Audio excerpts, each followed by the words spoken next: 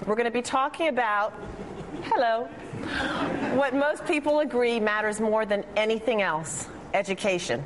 Joining us now, Darrell Bradford is the Deputy Executive Director of Excellent Education for Everyone, a school choice advocacy group in Newark, New Jersey. Dennis Von Rokel is a veteran teacher and president of the nation's largest labor union for educators, the National Education Association. And Michelle Rhee, two L's like me, is the Chancellor of the District of Columbia Public Schools. Welcome, panelists.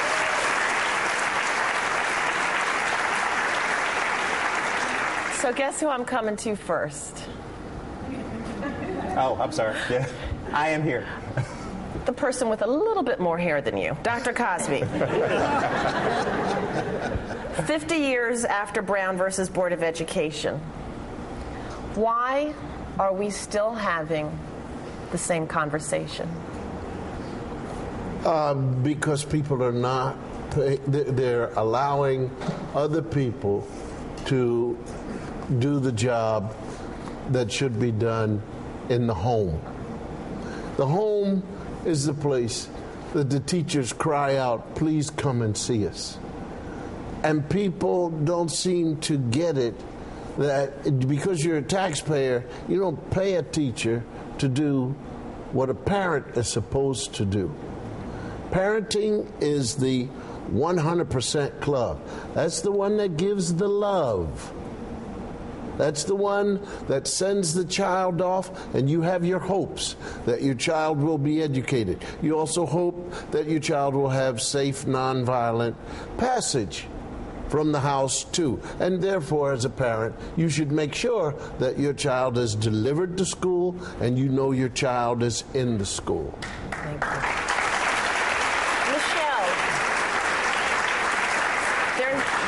There's a quote in Dr. Cosby's and Dr. Poussant's book, Come On People, that really resonates with me. And I'm going to paraphrase in case I get it wrong, since the real people are here with us tonight. But they tell parents that we've got to recognize that the government is not your mother or your father, and the government doesn't love you.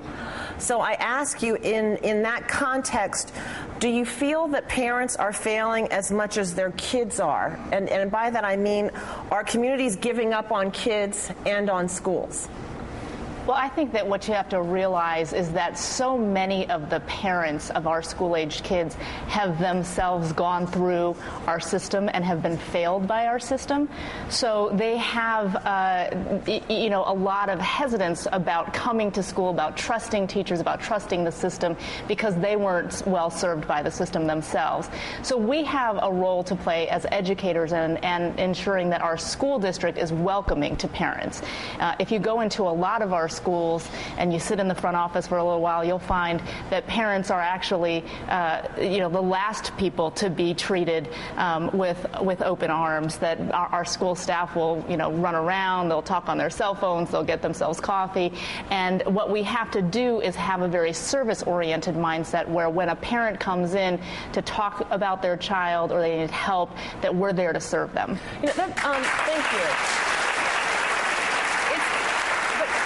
You raise an interesting point, and we'll talk local here just for a moment, because if you go, for example, to Montgomery County, Maryland, where I think the average yearly income for parents is probably $75,000 a year and higher, that would never happen. I mean, it's a service-oriented public school systems.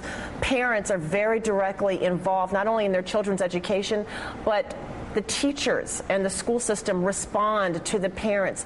Why is it that we don't find that in school districts that serve low-income parents and their children? I think a lot of it is a preconceived notion that parents don't care, that they, are not going to hold the same standard for their children.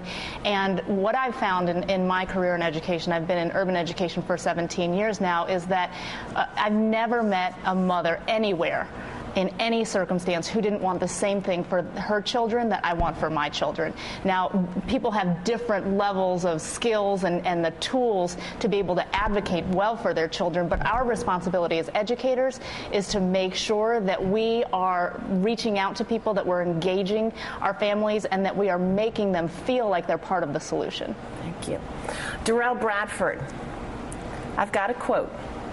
You said there are two education systems in America, one with money from property taxes, the other without.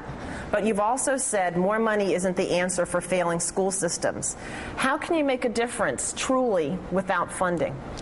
Look, the number one resource that you got to talk about when you talk about what goes on in the school, it's not money.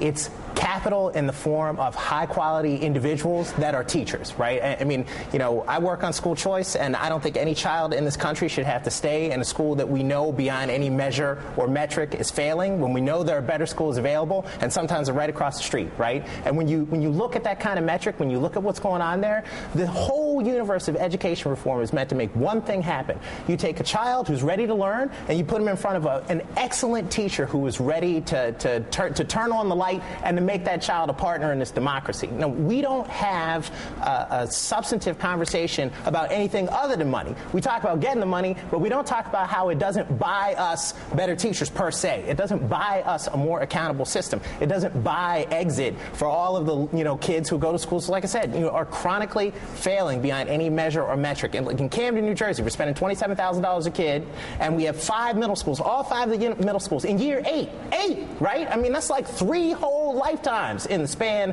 of a child's existence. And say the number per child, 1 year costs what? You take 13,115 students and you divide it into $360 million. And I don't know how they do it in Camden Public Schools, but in the Ivy League, that's like $27,000, right? It's an epic number of money, right? And I'm not saying that it's unimportant, because, look, these are difficult children and they deserve these resources. I mean, they deserve their chance more than anybody. But there's a point where you get there and you're like, okay, we spent all this money. We've got this pre-K. We've done all this other stuff. How come things have not gotten different? And I just, again, I just don't think any kid should have to wait that out when we know we can get them someplace that's working today. Not 5 years from now, today.